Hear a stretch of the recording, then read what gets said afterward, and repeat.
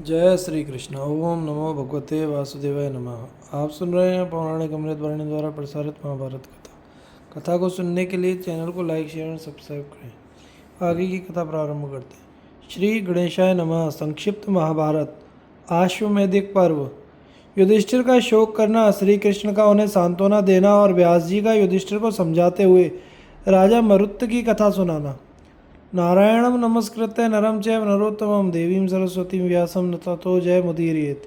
अंतर्यामी नारायण रूप भगवान श्री कृष्ण, उनके नित्य सखा नर स्वरूप नररत्न अर्जुन, उनकी लीला प्रकट करने वाली भगवती सरस्वती और उसके वक्ता महर्षि वेदव्यास को नमस्कार करके आसुरी संपत्तियों पर विजय प्राप्ति पूर्वक अंत्यकरण को शुद्ध करने वाले महाभारत ग्रंथ का पाठ करना चाहिए।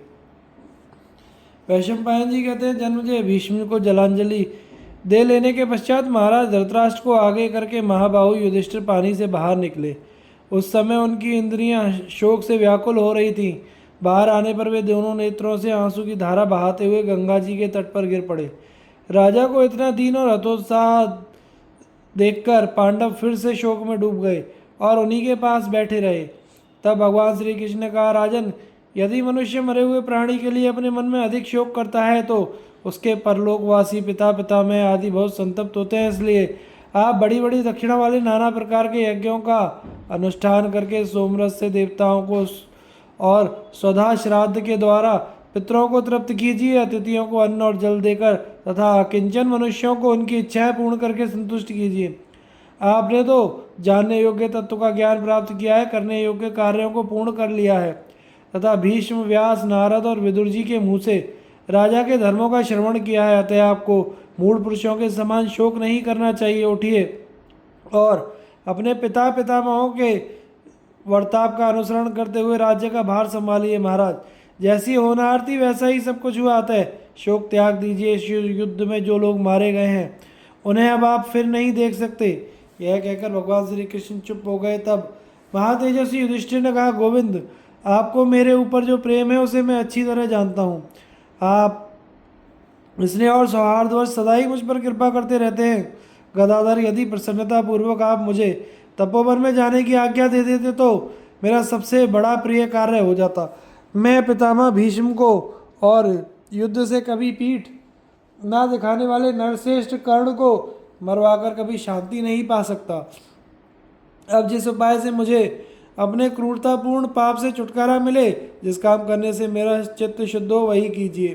कुंती नंदन युधिष्ठिर को ऐसी बातें करते देख धर्म के तत्व को जानने वाले महातेजस्वी व्यास जी ने कहा, तात, तुम्हारी बुद्धि अभी शुद्ध नहीं हुई। तुम पुनः बालकों की भांति मोह में पड़ गए। हम लोगों का बार बार समझाना व्यर्थ का प्रलाप सिद्ध हो रहा है। अब हम किस लायक रह गए? युद्ध से ही जिनकी जीविका चलती है उन क्षत्रियों के धर्म को तुम भली भांति जानते हो। जैसा बर्ताव करने से राजा को मानसिक चिंता से ग्रस्त नहीं होना पड़ता, वह भी तुमसे छिपा नहीं है। तुमने संपूर्ण मोक्ष धर्मों का यथार्थ रूप से श्रवण किया है। मैंने भी अनेकों बार तुम्हारे संदेहों का निवारण किया है। इसके सिवा तुम संपूर्ण राजधर्म और दान धर्म को भी सुन चुके। इस प्रकार सब धर्मों के ज्ञाता और संपूर्ण शास्त्रों के विद्वान होकर भी अज्ञानवश बारंबार मोह में क्यों पड़ रहे हो? युधिष्ठिर, मुझे तो ऐसा जान पड़ता है कि तुम्हारी बुद्धि ठीक नहीं, तभी तुम सारा दोष अपने ऊपर ही मढ़ते हो। अच्छा, यदि अंत तो गोत्वा तुम अपने को ही युद्ध रूप पाप कर्म की जड़ मानते हो तो वह उपाय भी सुनो जिससे उस पाप का नाश हो सकता है। जो मनुष्य पाप करते हुए तपस्या, यज्ञ और दान के द्वारा ही अपना उद्धार करते हैं, इन्हीं कर्मों से पापियों की शुद्धि होती है। यज्ञों से ही देवताओं का महात्म्य अधिक हुआ है और क्रियानिष्ठ देवताओं ने यज्ञ के ही बल से दानवों को परास्त किया है। दशरथ नंदन भगवान राम ने तथा दुष्यंत और शकुंतला के पुत्र तुम्हारे पूर्व पितामह राजा भरत ने जिस प्रकार अश्वमेघ यज्ञ का अनुष्ठान किया था, उसी प्रकार तुम भी नाना प्रकार के दक्षिणा देकर बहुत से मनोवांछित पदार्थ, अन्न, धन आदि खर्च करके अश्वमेघ यज्ञ करो। युधिष्ठिर ने कहा, विप्रवर, इसमें संदेह नहीं कि अश्वमेघ यज्ञ राजा को पवित्र कर सकता है, किंतु इसके संबंध में मैं अपना एक हार्दिक अभिप्राय आपके सामने प्रकट करना चाहता हूँ, उसे सुनिए। अपने जाति भाइयों का यह महान संहार कराने के बाद अब मेरे पास दक्षिणा देने के लिए धन नहीं रह गया है। अतः इस समय मैं थोड़ा सा भी दान करने में असमर्थ हूँ। यहाँ जो राजकुमार उपस्थित हैं वे सभी संकट में पड़े हुए हैं। इनके शरीर के घाव भी अभी सूखे नहीं हैं। इस युद्ध के कारण ये भी दीन एवं दुखी हो गए, अतः इनसे भी मैं धन की याचना नहीं कर सकता। सारी पृथ्वी का नाश कराकर यों ही शोक में डूबा हुआ हूँ। अब इन बेचारों से किस तरह कर वसूल करूं? दुर्योधन के अपराध से यह पृथ्वी और इस पर रहने वाले अधिकांश राजा नष्ट हो गए तथा हम लोगों के माथे पर अपयश का टीका लगा।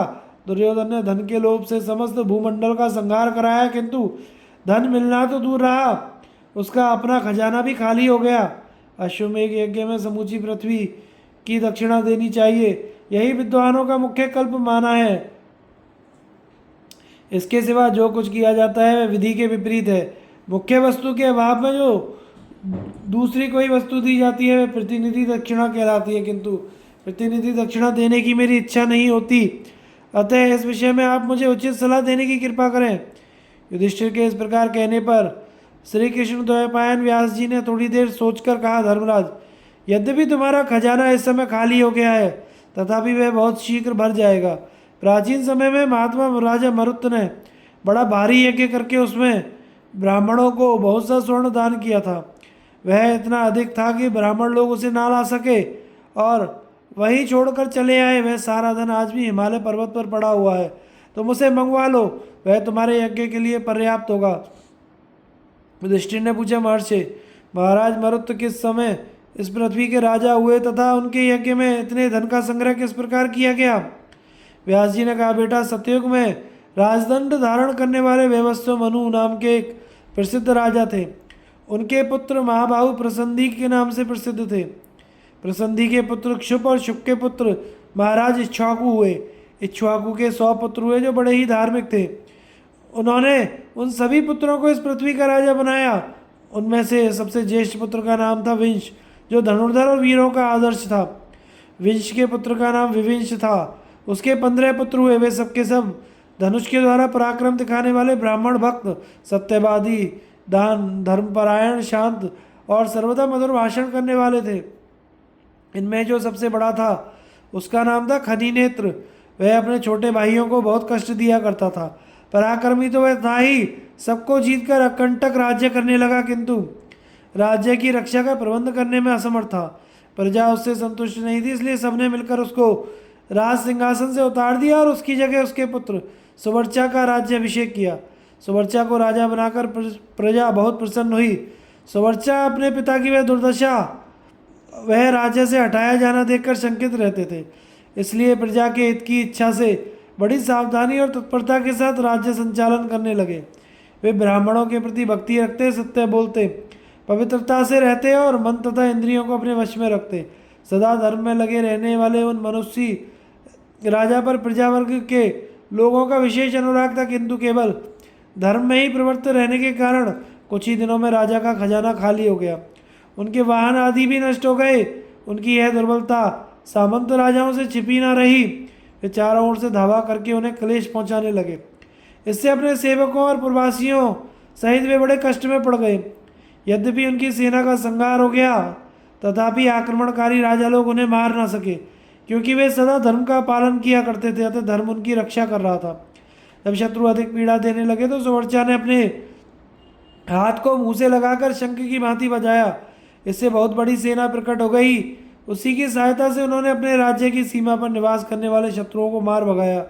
हाथ बजाने के कारण ही राजा सुवर्चा का नाम करंदम हो गया। करंदम के त्रेता युग के आरंभ में अभिक्षित नाम का एक पुत्र हुआ। उसके शरीर की शोभा इंद्र से तनिक भी कम नहीं थी। उसको जीतना देवताओं के लिए भी कठिन था। भूमंडल के समस्त भूपाल उसके अधीन थे। वह अपने सदाचार और बल के प्रभाव से सबका सम्राट हो गया। शौर्य में वह इंद्र की बराबरी करता था। उसका मन धर्म में लगा रहता था। वह सदा यज्ञ करने वाला, धर्मपरायण, कांतिमान और जितेंद्रिय था। वह सूर्य के समान तेजस्वी, पृथ्वी के समान क्षमाशील, बृहस्पति के समान बुद्धिमान और हिमालय के समान स्थिर रहने वाला था। अपने मन, वाणी, कर्म, इंद्रिय संयम और मनोविग्रह आदि के द्वारा वह सदा प्रजाजनों का चित्त प्रसन्न रखता था। उसने विधि के अनुसार 100 बार अश्वमेघ यज्ञ का अनुष्ठान किया और साक्षात अंगिरा मुनि ने उसके यज्ञ कराए। उसी राजा अभिक्षित के पुत्र महाराज मरुत हुए। वे गुणों में अपने पिता से भी बढ़े चढ़े थे। उन्हें धर्म के तत्व का ज्ञान था। वे महान यशस्वी एवं चक्रवर्ती राजा थे। उनमें 10,000 हाथियों का बल था। वे साक्षात दूसरे विष्णु के समान माने जाते थे। उन्होंने यज्ञ करने की इच्छा से सोने के हजारों बर्तन बनवाए। हिमालय के उत्तरी भाग में मेरू पर्वत के पास एक महान स्वर्ण में पर्वत है। उसी के निकट उन्होंने यज्ञशाला बनवाई और वहीं यज्ञ कार्य का आरंभ किया। उन्होंने अनेकों बार सुनार बुलाकर बहुत से स्वर्ण में कुंड, सोने के बर्तन, थाली, आसन, चौकी तैयार कराए। उन सब चीज़ों की गिनती बताना असंभव है। सब सामग्री तैयार हो जाने पर धर्मात्मा राजा मरुत ने अन्य राजाओं के साथ विधि पूर्वक यज्ञ किया। इंद्र की प्रेरणा से बृहस्पति का मनुष्य के यज्ञ न कराने की प्रतिज्ञा, मरुत का नारद जी की आज्ञा से संवर्तक के पास जाना और उन्हें यज्ञ के लिए राजी करना। युधिष्ठिर ने पूछा, तपोधन, राजा मरुत का पराक्रम कैसा था? उन्हें इतने स्वर्ण की प्राप्ति किस तरह हुई? इस समय वह धन किस स्थान पर पड़ा हुआ है और हम लोग उसे कैसे प्राप्त कर सकते हैं? व्यास जी ने कहा, राजन, महर्षि अंगिरा के 2 पुत्र हैं। एक महान तेजस्वी बृहस्पति, दूसरे तपस्या के धनी संवर्त मुनि। ये दोनों व्रत का पालन करने में एक समान उत्साही थे, किंतु आपस में बड़ी लाग डांट रखते थे। बृहस्पति अपने छोटे भाई संवर्त को बारंबार सताया करते थे। बड़े भाई के अनुचित बर्ताव से तंग आकर संवर्त धन दौलत का मोह छोड़ घर से निकल गए और दिगंबर होकर वन में रहने लगे। घर की अपेक्षा वनवास में ही उन्होंने सुख माना। इसी समय इंद्र ने समस्त असुरों को जीतकर त्रिभुवन का साम्राज्य प्राप्त किया और अंगिरा के ज्येष्ठ पुत्र बृहस्पति को अपना पुरोहित बना लिया। इससे पहले अंगिरा के यजमान राजा करंदम थे। उनके समान बलवान, सदाचारी, पराक्रमी कोई नहीं था। वे बड़े धर्मात्मा थे और तेज में इंद्र को भी मात करते थे। उन्होंने अपने गुणों के प्रभाव से संपूर्ण राजाओं को वश में कर लिया था। कहते हैं वे इस मानव शरीर के साथ ही स्वर्गलोक चले गए थे। तत्पश्चात उनके पुत्र अविक्षित इस पृथ्वी के राजा हुए, जो ययाति के समान धर्मज्ञ थे। वे पराक्रम और गुणों में अपने पिता के ही समान थे। उन्हीं के पुत्र राजा मरुत थे, जिनका पराक्रम इंद्र के समान था। समस्त भूमंडल की प्रजा उनमें अनुराग रखती थी। महाराज मरुत और देवराज इंद्र, ये दोनों एक दूसरे से हमेशा लाग डांट रखते थे। मरुत बड़े पवित्र और गुणवान थे। इंद्र प्रत्येक बात में उनसे बढ़ने का प्रयत्न करता, किंतु कभी भी उसे सफलता न मिली।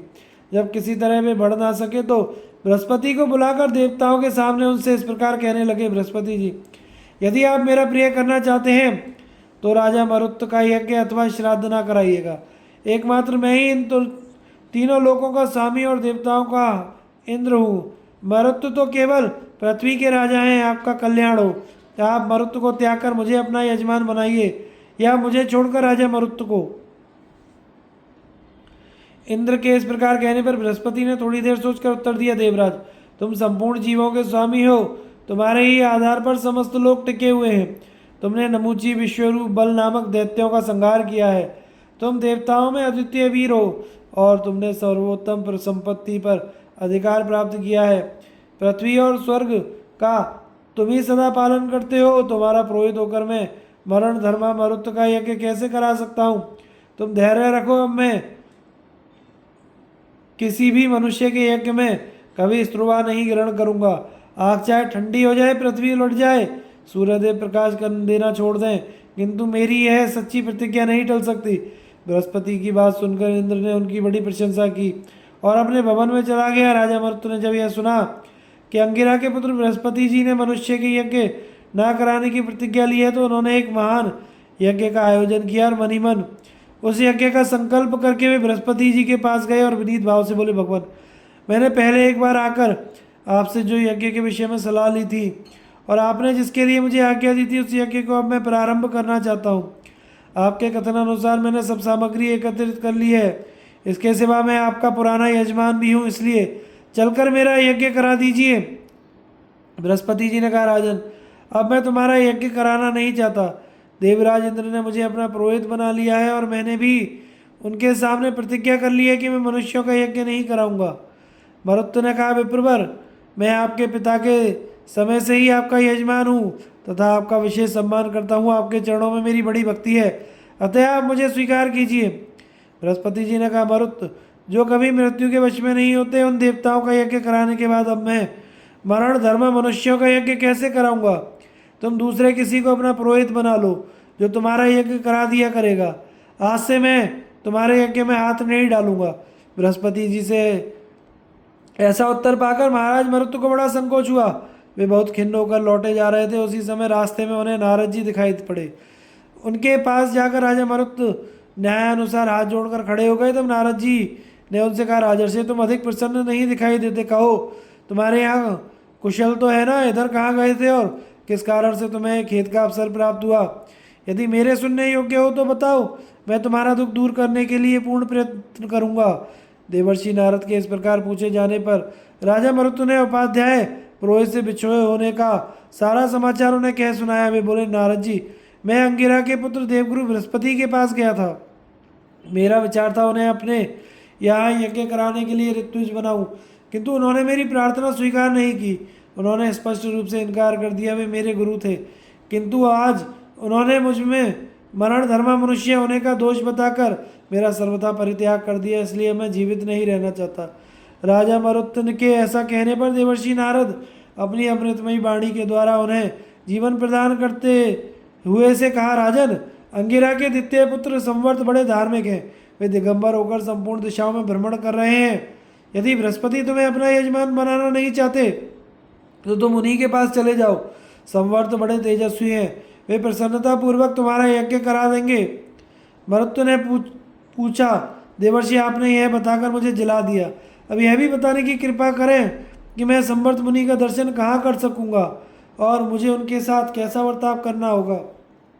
नारद जी ने कहा, महाराज, इस समय वे काशीपुरी में विश्वनाथ जी के दर्शन की इच्छा से पागल का सा वेश धारण किए अपनी मौत से घूम रहे हैं। तो विश्वनाथपुरी के प्रवेश द्वार पर पहुंचकर वहां कहीं से एक मुर्दा लाकर रख देना। प्रातःकाल विश्वेश्वर के दर्शन के लिए जाते समय जो उस मुर्दे को देखकर पीछे लौट पड़े, उसे संवर्त समझना। वे जहाँ जाएं वहीं उनके पीछे चले जाना। जब वे किसी एकांत स्थान में पहुँचे तो हाथ जोड़कर उनके शरणापन्न हो जाना। यदि पूछें, किसने तुम्हें मेरा पता बताया, तो कह देना, नारद जी ने बतलाया है, आप महात्मा संवर्त हैं।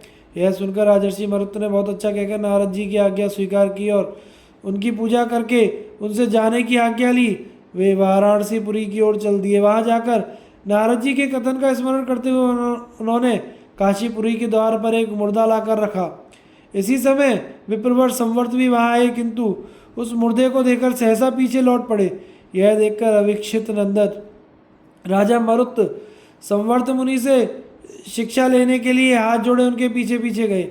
एकांत में पहुंचने पर राजा को अपने पीछे पीछे आते देख संवर्त मुनि बहुत सी शाखाओं से युक्त एक बरगद के सघन वृक्ष की शीतल छाया में बैठ गए और कहने लगे, राजन, तुमने मुझे कैसे पहचाना? किसने तुम्हें मेरा परिचय दिया है?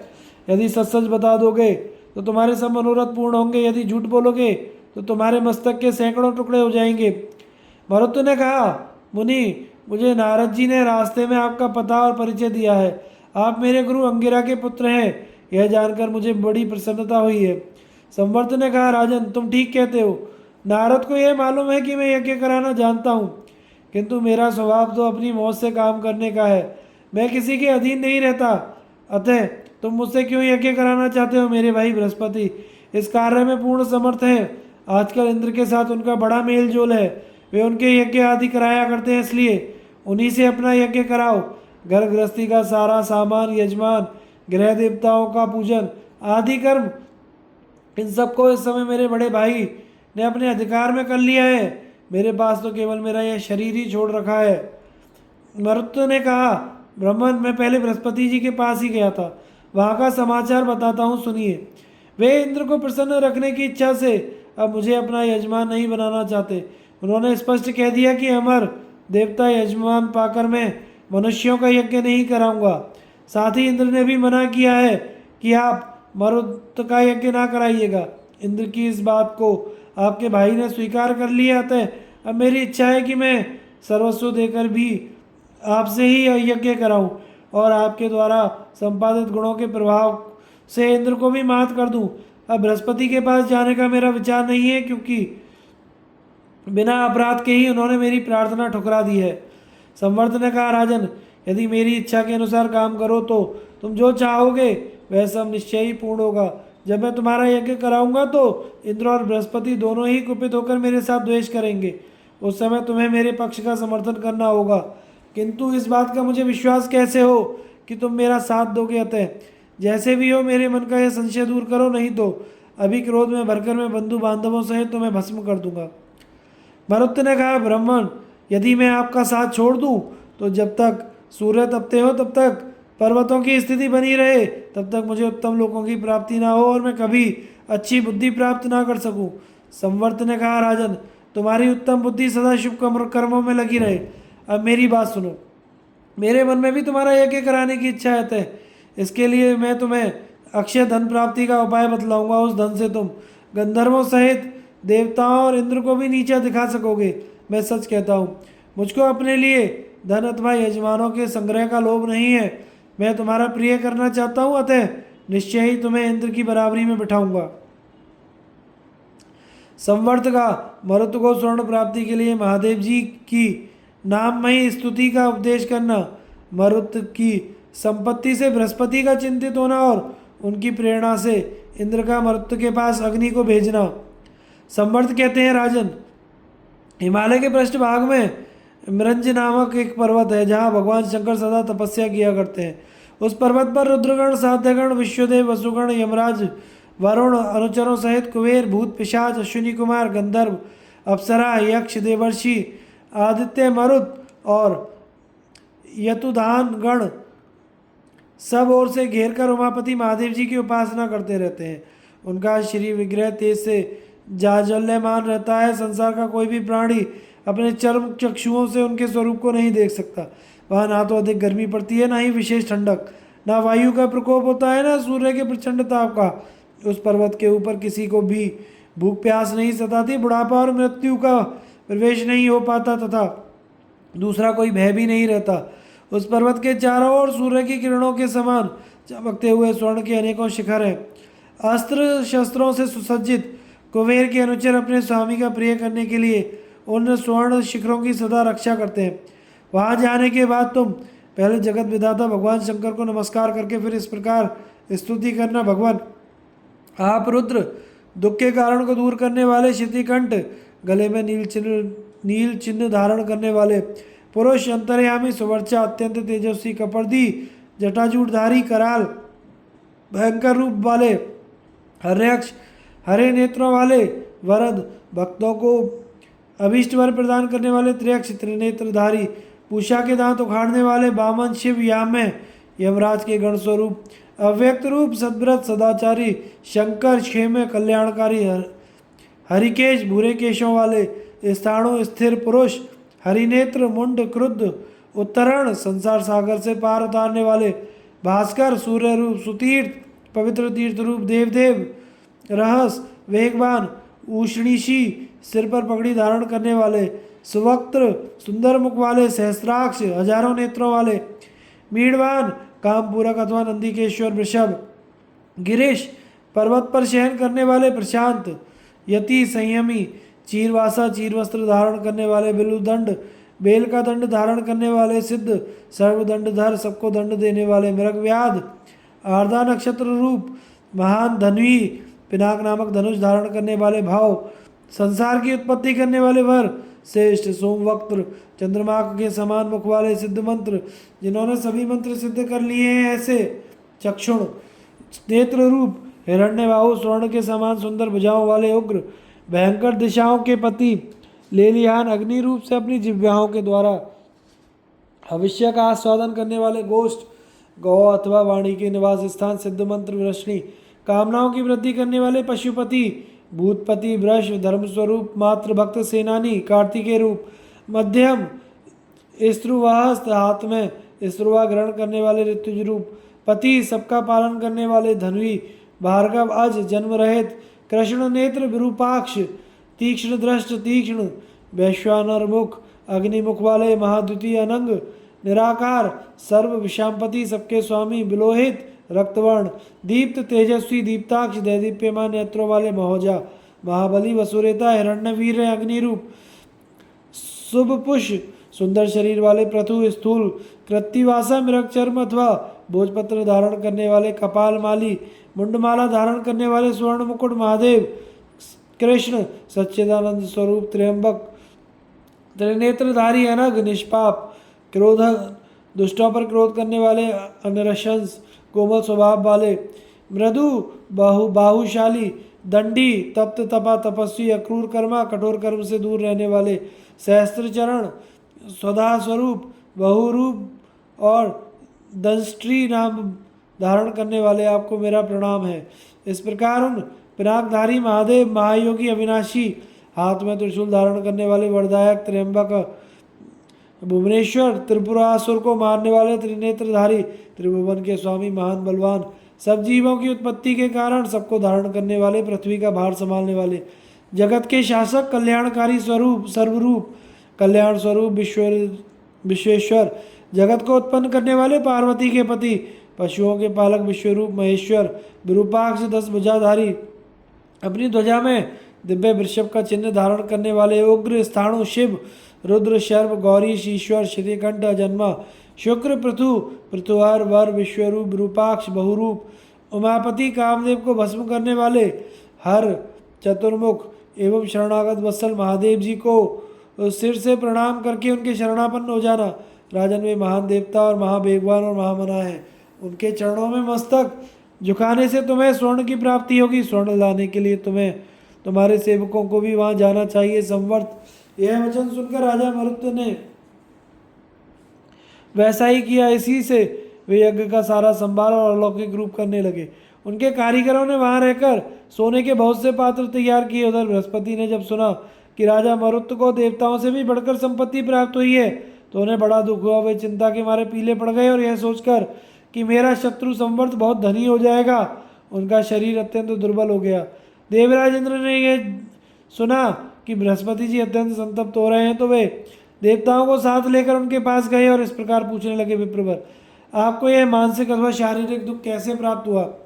आप उदास और पीले क्यों हो रहे हैं? बताने की कृपा कीजिए, मैं आपको दुख देने वालों का नाश कर डालूंगा। बृहस्पति जी ने कहा, इंद्र, लोग कहते हैं कि महाराज मरुत उत्तम दक्षिणाओं से युक्त एक महान यज्ञ की तैयारी कर रहे हैं तथा यह भी सुनने में आया है कि संवर्ती आचार्य होकर वह यज्ञ कराएंगे, किंतु मेरी इच्छा है कि संवर्त के आचार्यत्व में उस यज्ञ का अनुष्ठान ना होने पावे।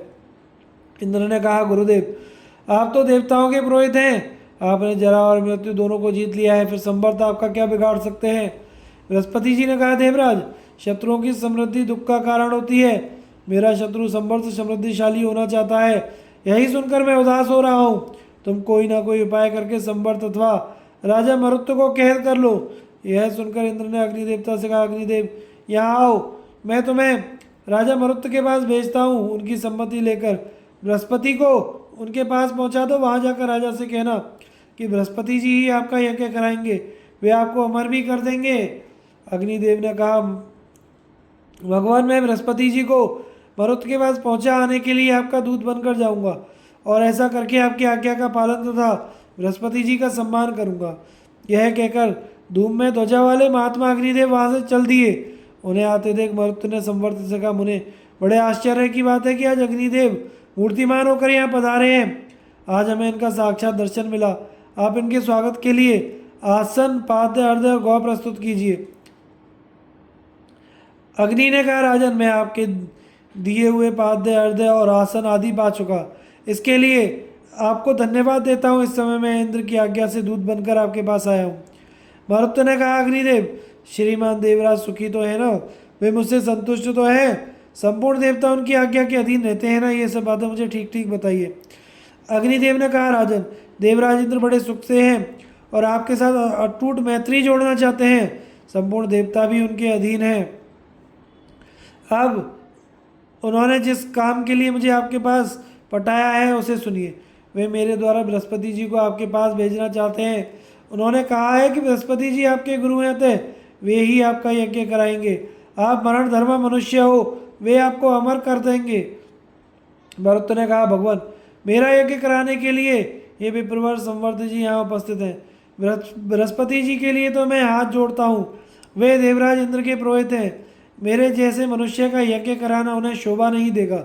अग्निदेव ने कहा, राजन यदि बृहस्पति जी आपका यज्ञ कराएंगे तो देवराज इंद्र प्रसन्न होंगे, और उनके प्रसन्न होने पर देवलोक के भीतर जितने बड़े बड़े लोग हैं वे सब आपके लिए सुलभ हो जाएंगे। इसमें तनिक भी संदेह नहीं है कि आप यशस्वी होने के लिए स्वर्ग पर भी विजय प्राप्त कर लेंगे। दिव्य लोक, प्रजापति लोक और देवताओं के राज्य पर भी आपका पूरा अधिकार हो जाएगा।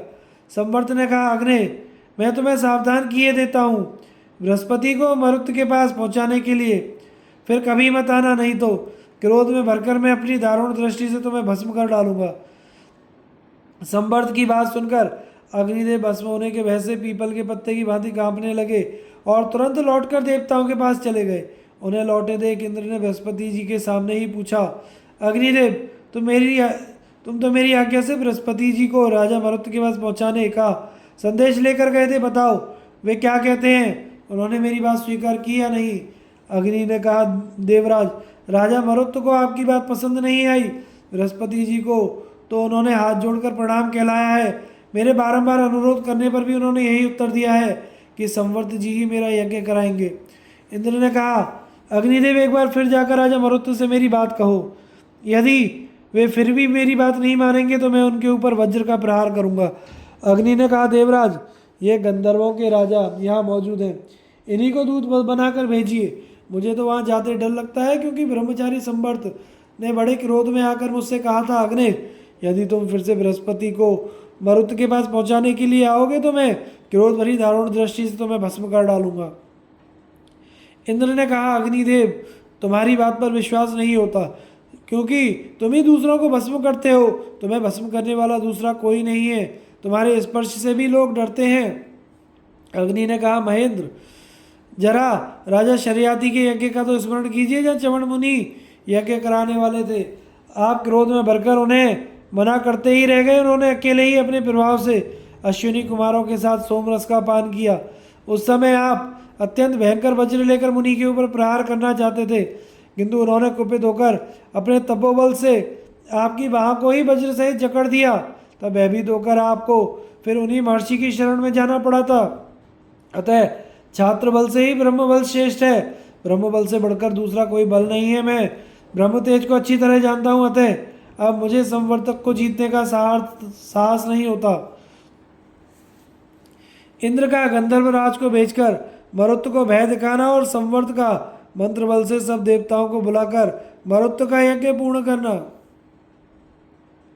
इंद्र ने कहा, यह ठीक है कि ब्रह्म बल सबसे बढ़कर है, ब्राह्मण से श्रेष्ठ दूसरा कोई नहीं है, किंतु मैं राजा मरुत के बल को नहीं सह सकता, उनके ऊपर अवश्य ही अपने घोर वज्र का प्रहार करूंगा। गंधर्वराज धृतराष्ट्र, अब तो मेरे कहने से वहां जाओ और संवर्त के साथ मिले हुए राजा मरुत से कहो, राजन आप बृहस्पति को अपने यज्ञ का आचार्य बनाइए, अन्यथा देवराज इंद्र आपके ऊपर घोर वज्र का प्रहार करेंगे। इंद्र की आज्ञा पाकर धृतराष्ट्र राजा मरुत के पास गए और उनसे इंद्र का संदेश इस प्रकार कहने लगे, महाराज मैं धृतराष्ट्र नामक गंधर्व हूँ, आपको देवराज इंद्र का संदेश सुनाने आया हूँ। संपूर्ण लोकों के स्वामी इंद्र ने कहा है कि आप बृहस्पति को अपने यज्ञ का पुरोहित बनाइए, यदि मेरी बात नहीं मानेंगे तो मैं आप पर भयंकर वज्र से प्रहार करूंगा। मरुत ने कहा, गंधर्वराज आप इंद्र, विश्वदेव, वसु और अश्विनी कुमार आदि सभी देवता इस बात को जानते हैं कि मित्र के साथ द्रोह करने पर ब्रह्म हत्या के समान पाप लगता है, उससे छुटकारा पाने का संसार में कोई उपाय नहीं है। अतः मेरा यज्ञ तो अब संवर्त जी ही कराएंगे। बृहस्पति जी देवताओं और वज्रधारियों में श्रेष्ठ इंद्र का यज्ञ करावें, इसके विरुद्ध ना तो मैं आपकी बात मानूंगा ना ही इंद्र की। गंधर्वराज ने कहा, महाराज इंद्र आकाश में गर्जना कर रहे हैं, उनका भयंकर सिंहनाद सुनिए, जान पड़ता है कि वे आपके ऊपर वज्र छोड़ना ही चाहते हैं, अतः आप अपनी रक्षा का उपाय सोचिए, इसके लिए ही यह सही समय है। गंधर्वराज धृतराष्ट्र के ऐसा कहने पर राजा मरुत ने आकाश में सिंहनाद करते हुए इंद्र की आवाज़ सुनकर तपपरायण संवर्त मुनि से कहा, विप्रवर मैं आपकी शरण में हूँ और आपके द्वारा अपनी रक्षा करना चाहता हूँ, अतः आप मेरी कृपा करके मुझे अभयदान दें। देखिए ये वज्रधारी इंद्र 10 दिशाओं को प्रकाशित करते हुए चले आ रहे हैं, इनके भयंकर सिंहनाद से हमारी यज्ञशाला के सभी सदस्य थर्रा उठे हैं। संवर्त ने कहा, राजन इंद्र से भय ना करो, मैं स्तंभनी विद्या का उपयोग करके बहुत जल्दी ही तुम्हारे ऊपर आने वाले इस भयंकर संकट को दूर किए देता हूँ।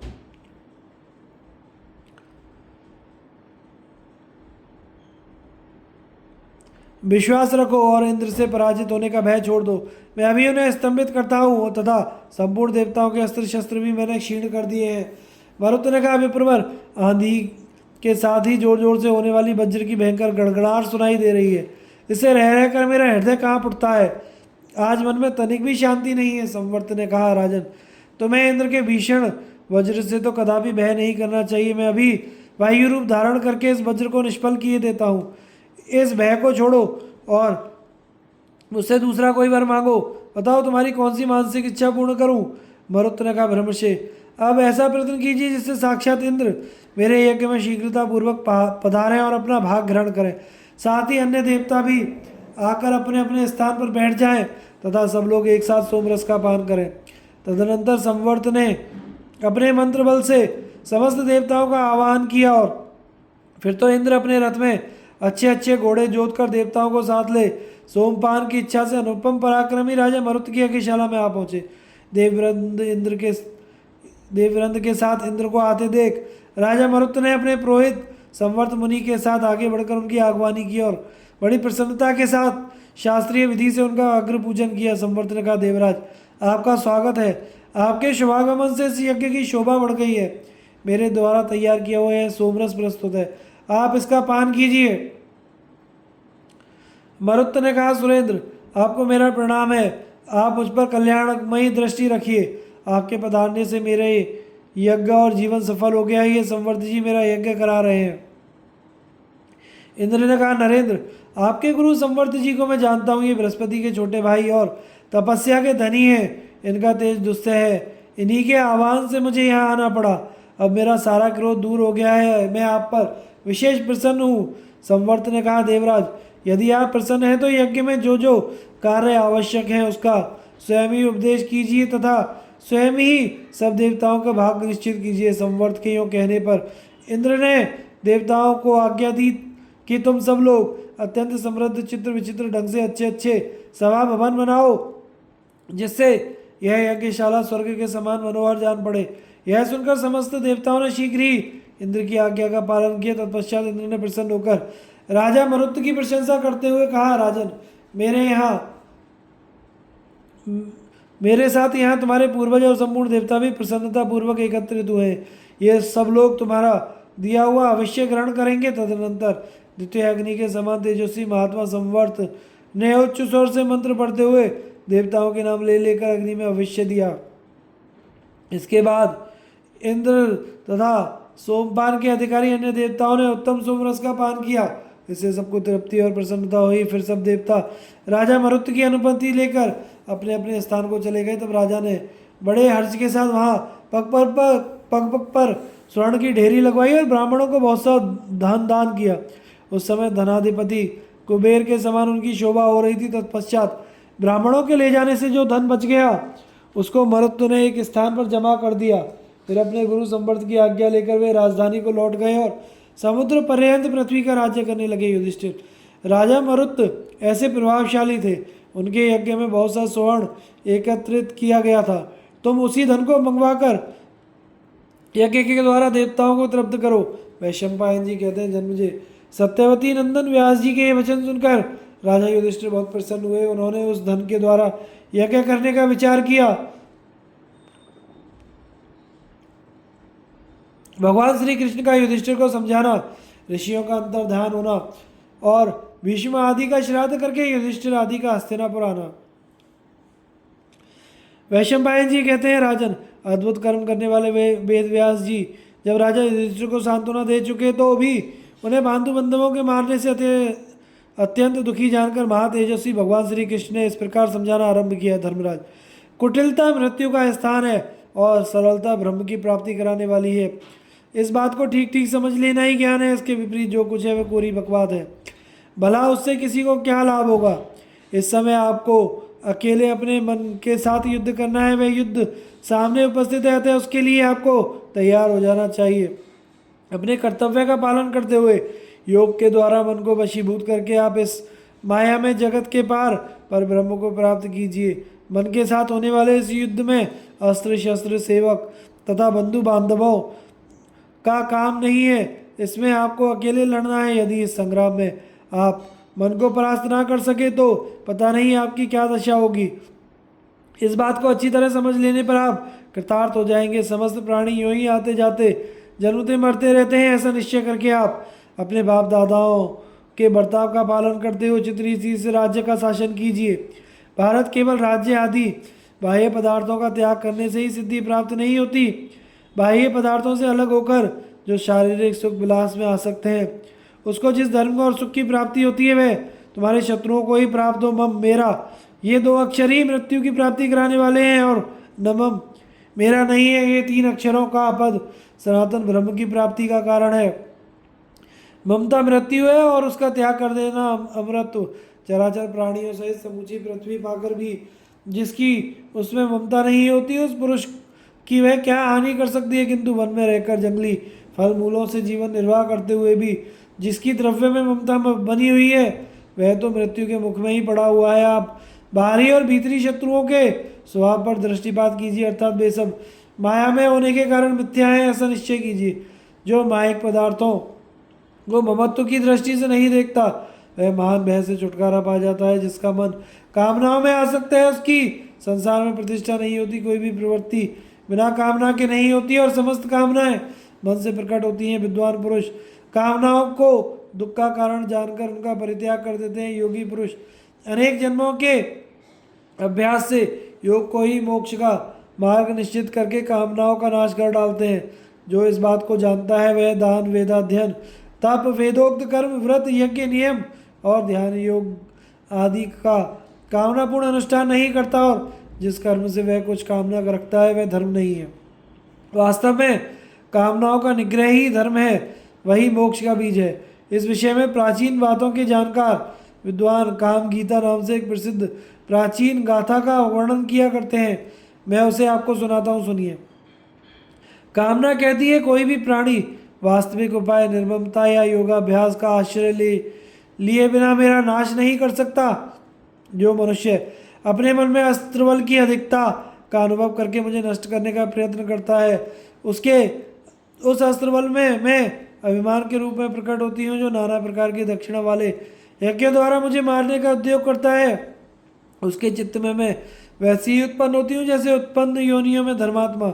जो वेदांत के स्वाध्याय रूप साधनों के द्वारा मुझे दबाने की कोशिश करता है, उसके मन में मैं स्थावर प्राणियों में जीवात्मा की भांति अव्यक्त रूप से निवास करती हूँ। जो सत्य पराक्रमी पुरुष धैर्य के बल से मुझे मिटाने का यत्न करता है, उसके मानसिक भावों के साथ मैं इतनी घुल मिल जाती हूँ कि वह मुझे पहचान नहीं पाता। जो उत्तम व्रत का आचरण करने वाला पुरुष तपस्या के द्वारा मेरे अस्तित्व को मिटाने का प्रयास करता है, उसकी तपस्या में मैं ही प्रकट हो जाती हूँ।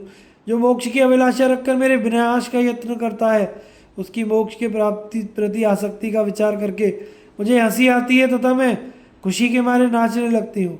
मैं प्राणियों के लिए अवध्य एवं सदा रहने वाली हूँ। इसलिए राजन, आप भी नाना प्रकार के दक्षिणा वाले यज्ञों के द्वारा अपनी कामना को धर्म में लगा दीजिए। ऐसा करने से आपका अवश्य सिद्ध होगा। विधि के अनुसार पर्याप्त दक्षिणा देकर आप अश्वमेघ यज्ञ तथा अन्य यज्ञों का अनुष्ठान कीजिए।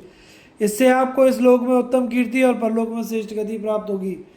वैशंपायन जी कहते हैं, राजन, इस प्रकार भगवान श्री कृष्ण वेदव्यास देवस्थान नारद भीम अर्जुन नकुल सहदेव एवं द्रौपदी सहित अन्य श्रेष्ठ पुरुष और शास्त्रवेत्ता ब्राह्मणों के समझाने बुझाने पर युधिष्ठिर का शोक जनित दुख दूर हुआ और उन्होंने मानसिक चिंता छोड़कर देवताओं तथा ब्राह्मणों का पूजन किया। तदनंतर मरे हुए बंधु बांधवों का श्राद्ध करके वे समुद्र पर्यंत पृथ्वी का राज्य करने लगे। उस समय सबके समझाने पर जब उनका चित्त शांत हुआ तो वे अपना राज्य स्वीकार करके व्यास नारद तथा अन्य मुनियों से बोले, महानुभावों, आप सब लोग वृद्ध और मुनियों में श्रेष्ठ हैं। आपकी बातों से मुझे बड़ी सांत्वना मिली है। अब मेरे मन में तनिक भी दुख नहीं है। इधर पर्याप्त धन भी मिल गया जिससे मैं भली भांति देवताओं का यजन कर सकूंगा। अब आप लोगों के ही सामने यज्ञ आरंभ करूंगा। पितामह व्यास जी, हम लोग आपकी रक्षा में ही रहकर हिमालय पर्वत पर चलेंगे। सुना जाता है कि वहाँ का प्रदेश अनेक आश्चर्यजनक दृश्यों से भरा हुआ है। आपने देवर्षि नारद ने तथा मुनिवर देवस्थान ने बहुत से अद्भुत बातें बताई हैं जो मेरा कल्याण करने वाली हैं। महान सौभाग्यशाली पुरुष को छोड़कर दूसरे किसी को संकट के समय आप जैसे साधु सम्मानित हितैषी गुरुजनों का दर्शन सुलभ नहीं होता। राजा युधिष्ठिर के इस प्रकार कृतज्ञता प्रकट करने पर सभी महर्षि बहुत प्रसन्न हुए और युधिष्ठिर, श्री कृष्ण और अर्जुन की अनुमति लेकर वे सबके देखते देखते वहां से अंतर ध्यान हो गए। इस प्रकार सभी पांडव भीष्म की मृत्यु के बाद शौच कार्य संपन्न करते हुए कुछ काल तक वहीं रहे। उन्होंने भीष्म और कर्ण आदि कुरुवंशियों के निमित्त और्धदैहिक क्रिया श्राद्ध में ब्राह्मणों को बड़े बड़े दान दिए। तत्पश्चात सबने हस्तिनापुर में प्रवेश किया और धर्मात्मा युधिष्ठिर प्रज्ञाचक्षु राजा धृतराष्ट्र को सांत्वना देकर भाइयों सहित पृथ्वी का राज्य कर श्री कृष्ण का अर्जुन से द्वारका जाने का प्रस्ताव करना। जन्मेजय ने पूछा, विप्रवर, जब पांडव विजयी हो गए, राज्य में सब और शांति हो गई, उसके बाद श्री कृष्ण और अर्जुन ने क्या काम किया? वैशंपायन जी कहते हैं, राजन, पांडवों ने संग्राम में विजय पाकर जब राज्य में सब और शांति फैला दी तो श्री कृष्ण और अर्जुन को बड़ी प्रसन्नता हुई। वे दोनों आनंदित होकर विचित्र विचित्र वनों और पर्वतों के सुरम्य शिखरों पर विचरने लगे।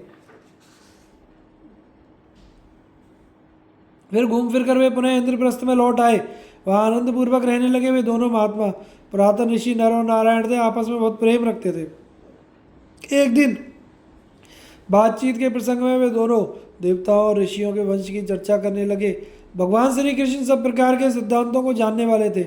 उन्होंने अर्जुन को विचित्र अर्थ और पदों युक्त वाली बड़ी विलक्षण और मधुर कथाएं सुनाई। कथा समाप्त होने पर श्री कृष्ण अपनी युक्ति युक्त कोमल वाणी के द्वारा अर्जुन को सांत्वना देते हुए से कहने लगे, पार्थ, धर्मराज युधिष्ठिर ने तुम्हारे बाहुबल का सहारा लेकर और भीमसेन तथा नकुल सहदेव के पराक्रम से समूची पृथ्वी पर विजय पाई है। आज वे शत्रुहीन भूमंडल का राज्य भोग रहे हैं।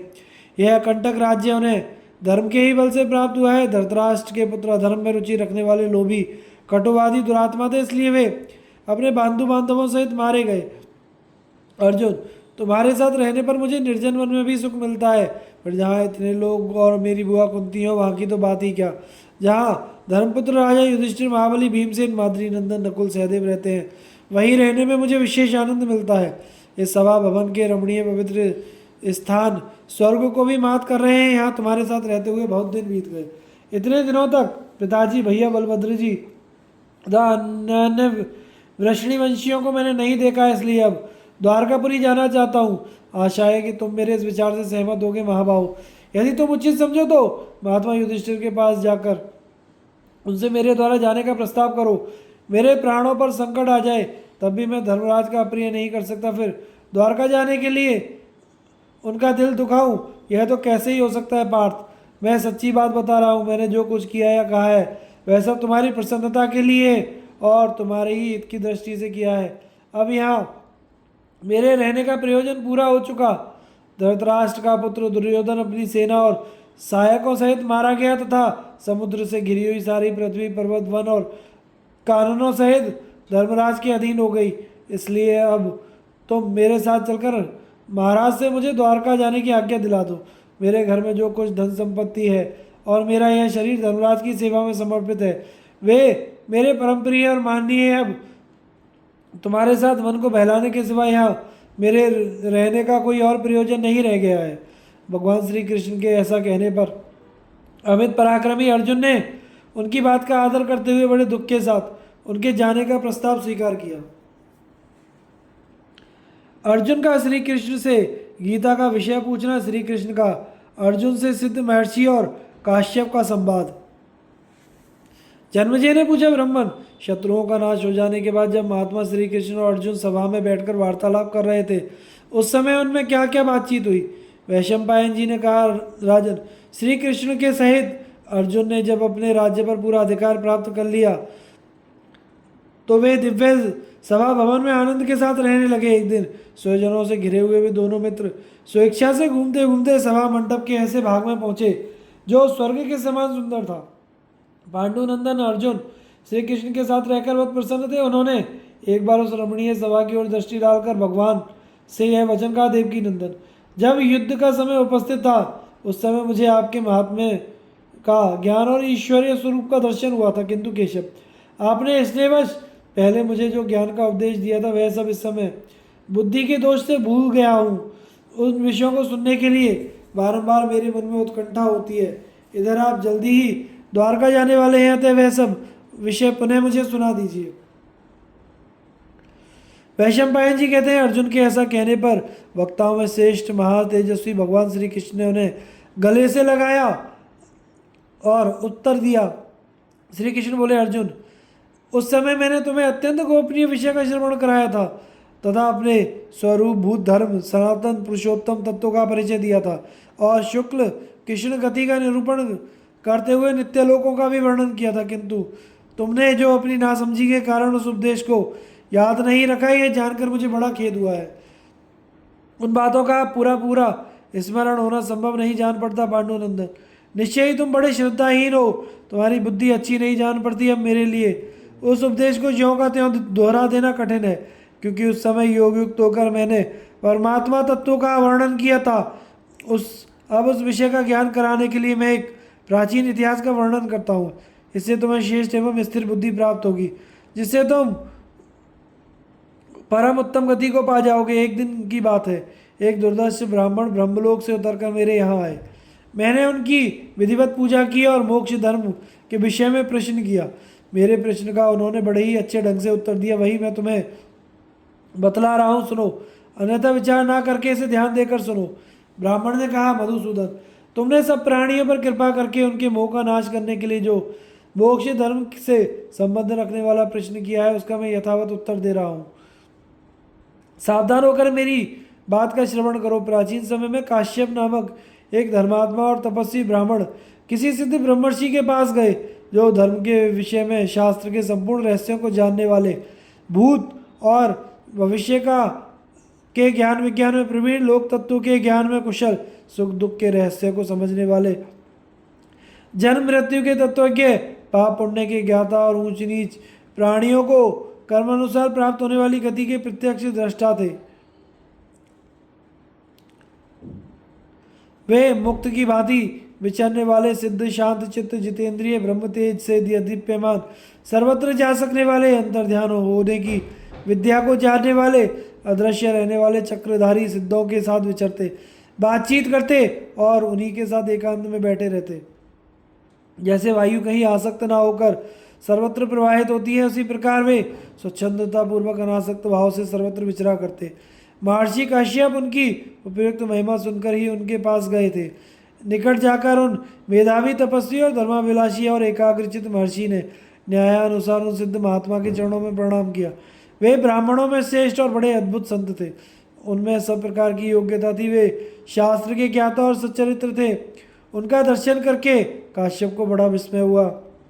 वे उन्हें गुरु मानकर उनकी सेवा में लग गए और अपनी विशेष शुश्रूषा और गुरु भक्ति तथा श्रद्धा भाव के द्वारा उन्होंने उन सिद्ध महात्मा को संतुष्ट कर लिया। जनार्दन, अपने शिष्य काश्यप के ऊपर प्रसन्न होकर उन सिद्ध महर्षि ने परासिद्धि के संबंध में विचार करके जो उपदेश किया उसे बताता हूँ, सुनो।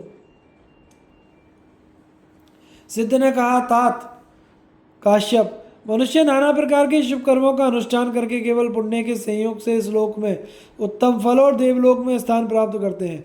जीव को कहीं भी अत्यंत सुख नहीं मिलता, किसी भी लोक में वह सदा नहीं रह पाता। तपस्या आदि के द्वारा कितने ही कष्ट सहकर बड़े से बड़े स्थान को क्यों ना प्राप्त किया जाए, वहाँ से भी बार बार नीचे आना ही पड़ता है। मैंने काम क्रोध से युक्त और तृष्णा से मोहित होकर अनेकों बार पाप किए हैं और उनके फलस्वरूप घोर कष्ट देने वाली अशुभ गतियों को भी भोगा है। बार बार जन्म और बार बार मृत्यु का कलेश उठाया है। तरह तरह के पदार्थ भोजन किए और अनेकों स्तनों का दूध पिया है। बहुत से पिता और भांति भांति की माताएं देखी हैं। विचित्र विचित्र सुख दुखों का अनुभव किया है। कितनी बार मुझसे प्रियजनों का वियोग और अप्रिय मनुष्यों का संयोग हुआ है। जिस धन को मैंने बहुत कष्ट सहकर कमाया था, वह मेरे देखते देखते नष्ट हो गया। राजा और स्वजनों की ओर से मुझे कई बार बड़े बड़े कष्ट और अपमान उठाने पड़े हैं। अत्यंत दुस्सह शारीरिक और मानसिक वेदनाएं सहनी पड़ी हैं। मैंने अनेकों बार घोर अपमान, प्राणांत दंड और कड़ी कैद की सजाएं भोगी हैं। नरक में पड़कर यमलोक की यातनाएं सही हैं। इस लोक में जन्म लेकर बारंबार बुढ़ापा, रोग, राग, द्वेष आदि द्वंद्वों के दुखों का अनुभव किया है। इस प्रकार बारंबार क्लेश उठाने से एक दिन मेरे मन में बड़ा संताप हुआ और मैंने दुखों से घबराकर परमात्मा की शरण ली तथा समस्त लोग व्यवहार का परित्याग कर दिया। इस तरह अनुभव के पश्चात मैंने इस मार्ग का आश्रय लिया और अब परमात्मा की कृपा से मुझे यह उत्तम सिद्धि प्राप्त हुई है। अब मैं पुनः संसार में नहीं आऊँगा जब तक यह सृष्टि कायम रहेगी, और जब तक मेरी मुक्ति नहीं हो जाएगी तब तक मैं अपनी और दूसरे प्राणियों की शुभ गति का अवलोकन करूँगा। द्विश्रेष्ठ, इस प्रकार मुझे यह उत्तम सिद्धि मिली है। इसके बाद मैं उत्तम से उत्तम सत्यलोक में जाऊँगा और क्रमशः अव्यक्त ब्रह्मपद मोक्ष को प्राप्त कर लूँगा। इसमें तनिक भी संदेह नहीं करना चाहिए। अब मुझे मृत्युलोक में नहीं आना पड़ेगा। महामते, मैं तुम्हारे ऊपर प्रसन्न हूँ। बोलो, तुम्हारा कौन सा प्रिय कार्य करूँ? तुम जिस इच्छा से मेरे पास आए हो उसके पूर्ण होने का समय आ गया है। तुम्हारे आने का उद्देश्य क्या है इसे मैं जानता हूँ और शीघ्र ही यहाँ से जाने वाला हूँ, इसीलिए स्वयं तुम्हें प्रश्न करने के लिए प्रेरित कर रहा हूँ। विद्वान, तुम्हारे उत्तम आचरण से मुझे बड़ा संतोष है। तुम अपने कल्याण की बात पूछो, मैं तुम्हारे अभीष्ट प्रश्न का उत्तर दूंगा। काश्यप, मैं तुम्हारी बुद्धि की सराहना करता हूँ और उसे बहुत आदर देता हूँ। तुमने मुझे पहचान लिया है, इसी से कह रहा हूँ तुम बड़े बुद्धिमान हो। जीव की मृत्यु और उसकी त्रिविध गति का वर्णन। काश्यप ने पूछा, महात्मा, यह शरीर किस प्रकार गिर जाता है, फिर दूसरा शरीर कैसे प्राप्त होता है? संसारी जीव किस तरह इस दुखमय संसार से मुक्त होता है? वह मूल अविद्या उससे उत्पन्न होने वाले शरीर का कैसे त्याग करता है और कैसे एक शरीर से छूटकर दूसरे में वह प्रवेश करता है? मनुष्य अपने किए हुए शुभाशुभ कर्मों का फल कैसे भोगता है और शरीर न रहने पर उसके कर्म कहाँ रहते हैं? ब्राह्मण ने कहा, कृष्ण। काश्यप के इस प्रकार पूछने पर सिद्ध महर्षि ने उनके प्रश्नों का क्रमशः उत्तर देना आरंभ किया। सिद्ध ने कहा, काश्यप, मनुष्य इस लोक में आयु और कीर्ति बढ़ाने वाले जिन कर्मों का सेवन करता है वे शरीर प्राप्ति में कारण होते हैं। शरीर ग्रहण के अनंतर जब सभी कर्म अपना फल देकर क्षीण हो जाते हैं, उस समय जीव की आयु भी क्षय हो जाती है। उस अवस्था में वह विपरीत कर्मों का सेवन करने लगता है और विनाश काल निकट आने पर उसकी बुद्धि उल्टी हो जाती है। वह अपने सत्व, धैर्य, बल, अनुकूल समय को जानकर भी मन पर अधिकार न होने के कारण असमय में अपनी प्रकृति के विरुद्ध भोजन करता है। अत्यंत हानि पहुंचाने वाली जितनी वस्तुएं हैं उन सब का सेवन करता है। कभी बहुत अधिक खा लेता है, कभी बिल्कुल ही भोजन नहीं करता, कभी दूषित अन्नपान का ग्रहण कर लेता है, कभी एक दूसरे के विरुद्ध गुण वाले पदार्थों को एक साथ खा लेता है। किसी दिन गरिष्ठ अन्न और वह बहुत अधिक मात्रा में चट कर जाता है। कभी कभी एक बार का खाया हुआ अन्न पचने भी नहीं पाता कि दोबारा भोजन कर लेता है। अधिक मात्रा में व्यायाम और स्त्री संभोग करता है। काम करने के लोभ से सदा मल और मूत्र के वेग को रोके रहता है। रसीला अन्न भोजन करता और दिन में सोता है तथा कभी कभी खाए हुए अन्न के पचने के पहले ही असमय में भोजन करके स्वयं ही अपने शरीर में स्थित वात पित्तादि दोषों को कुपित कर देता है। उन दोषों के कुपित होने पर वह अपने लिए प्राणनाशक रोगों को बुलाता है। इन्हीं सब कारणों से उसका शरीर नष्ट हो जाता है। इस प्रकार संसार के सभी जीव वेदनाओं से ग्रस्त और जन्म मरण के भय से उद्विग्न रहते हैं। देहधारी जीव जिन इंद्रियों के द्वारा रूप, रस आदि विषयों का अनुभव करता है, उनके द्वारा वह भोजन से परिपुष्ट होने वाले प्राणों को नहीं जान सकता।